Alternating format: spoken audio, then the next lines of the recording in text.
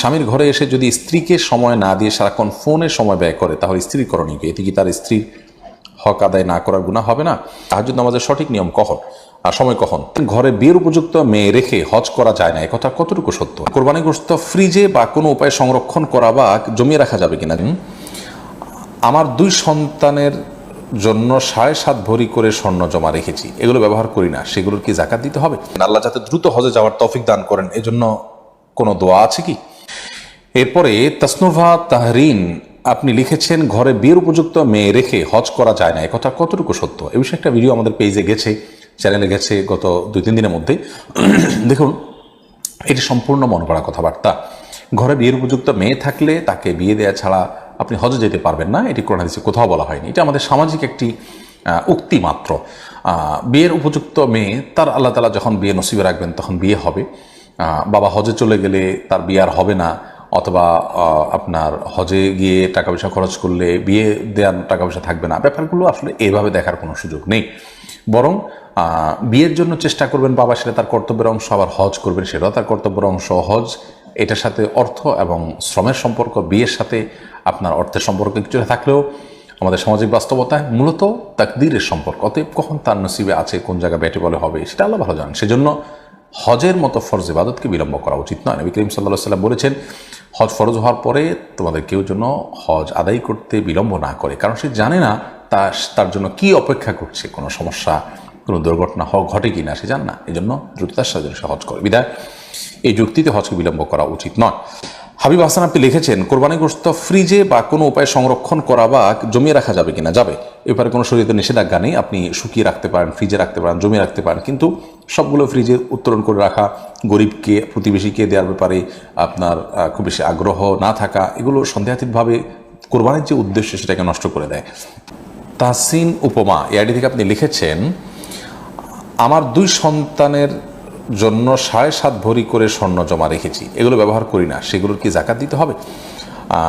সবার জন্য যদি 7.5 ভরি করে জমা রেখে থাকেন তাহলে সেটা জাকাত দিতে হবে, কারণ সম্পদের জাকাত আসে ব্যক্তির উপর না। এটা একটা মত, ফোকা একরামের আরেকটা মত হলো যে না, আপনার যেহেতু ওরা অপ্রাপ্তবয়স্ক, ওদের যদি মালিক বানায় দেন, এটা মালিক তারা, তাহলে সেক্ষেত্রে তাদের জাকাত আসবে না, কারণ শরীয়তের বিধিবিধান তাদের উপর প্রযোজ্য হয় না। কিন্তু এ বছর অদ্বিতীয় যুক্তিসঙ্গ যেটা প্রথম উল্লেখ করেছে, অর্থাৎ সন্তান ছোট হোক বড় হোক শিশু হোক, জাকাতটা মূলত সম্পদের উপরে আসে, বর্তায়। বিধায় আপনি তার সন্তানের তত্ত্বাবধায়ক হিসাবে সম্পদের অন্যান্য খরচ যেরকম আপনি বহন করেন, তার সম্পদের জাকাতও আপনি দিবেন। 7.5 ভরি করে যদি প্রত্যেক সন্তানের জন্য থাকে, আর যদি 2 জনের জন্য 7.5 ভরি থাকে তাহলে তো জাকাত আসবে না, যেহেতু কারোরই নেশাব পরিপূর্ণ হচ্ছে না। শাহিনী আইডি থেকে আপনি লিখেছেন, আল্লাহ যাতে দ্রুত হজে যাওয়ার তৌফিক দান করেন, এজন্য কোনো দোয়া আছে কি? বিশেষ বা সুনির্দিষ্ট দোয়া তো নেই, কিন্তু আপনি আল্লাহ তাআলার কাছে সাধারণভাবে দোয়া কবুলের সময়গুলোতে করবেন, দোয়া আল্লাহর কাছে চাওয়াগুলোকে পেশ করবেন, চোখের পানি ফেলবেন, নিজে একটু একটু করে পয়সা করে জমাবেন, চেষ্টাটা আপনি করবেন অন্তত যে আল্লাহ রাব্বুল আলামিন যেন আপনাকে তৌফিক দান করেন। সোনিয়া শারমিন আপনি লিখেছেন, স্বামীর ঘরে এসে যদি স্ত্রীকে সময় না দিয়ে সারাক্ষণ ফোনে সময় ব্যয় করে তাহলে স্ত্রীর করণীয় কি? এতে কি তার স্ত্রীর হক আদায় না করার গুনাহ হবে না? কি পরিমাণ এটা করছে তার উপর নির্ভর করবে স্ত্রীর হক আদায় করার গুনাহ না করার গুনাহ হবে কি হবে না। তবে স্ত্রীকে সময় না দিয়ে মোবাইল টিপাটিপি করা, মোবাইলের ভিতরে ডুবে থাকা, এটা একটা রোগে পরিণত হয়েছে। স্বামীদের উচিত এই রোগ থেকে নিরাময়ের চেষ্টা, এই রোগকে নিরাময়ের চেষ্টা করা এবং এই রোগ থেকে বেরিয়ে আসার চেষ্টা করা। স্বামী তার স্ত্রীকে, তার সন্তানকে, তার পরিবারের লোকদেরকে সময় দেওয়ার চেষ্টা করবেন, এটি তার নৈতিক দায়িত্বের অংশ। আমাদের প্রিয় নবী সাল্লাল্লাহু আলাইহি ওয়াসাল্লাম বাসা আসলে তিনি বাসায় এসে নিজের কাজগুলো নিজে করতেন, স্ত্রীর কাজে হেল্প করতেন। আজকাল আমরা মোবাইল নিয়ে ব্যস্ত হয়ে পড়ি, এটা খুবই দুঃখজনক, এটা পুরুষদের ত্রুটি। স্ত্রীর অধিকারের অংশ হলো তাকে আপনি সময় দিবেন, তার কাজে আপনি হেল্প করবেন, তাকে আপনি ভালোবাসা নিবেদন করবেন। সোশ্যাল মিডিয়াতে বা মোবাইল ইত্যাদিতে আপনি বুঁদ হয়ে থাকবেন, এটি অনুচিত কাজ।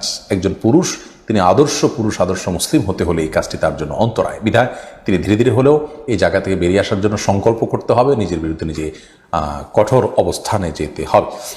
তানজিদ হাসান আপনি লিখেছেন, তাহাজ্জুদ নামাজের সঠিক নিয়ম কখন আর সময় কখন? তাহাজ্জুদ মূলত ভোর রাতে ঘুম থেকে উঠে যে সালাত আদায় করা হয় রাতের শেষ প্রহরে, অহক মধ্যরাতে, কিন্তু ঘুম থেকে উঠে পড়লেন, সেটাই হলো তাহাজ্জুদ। আর রাতের প্রথম প্রহরে যদি এশার পর আপনি কোনো কিছু পড়েন, সেটাও এক প্রকারের তাহাজ্জুদ, সেটাকে কিয়ামুল লাইল বলা হয়। তো রাতের শেষ প্রহরে ঘুম থেকে উঠে পড়া, এটা হলো তাহাজ্জুদের মূল ফরম্যাট এবং উত্তম। তাহাজ্জুদ শব্দের অর্থ হুজুদ থেকে, এর মানেই হলো ঘুম থেকে উঠে যে সালাত আদায় করতে হয়।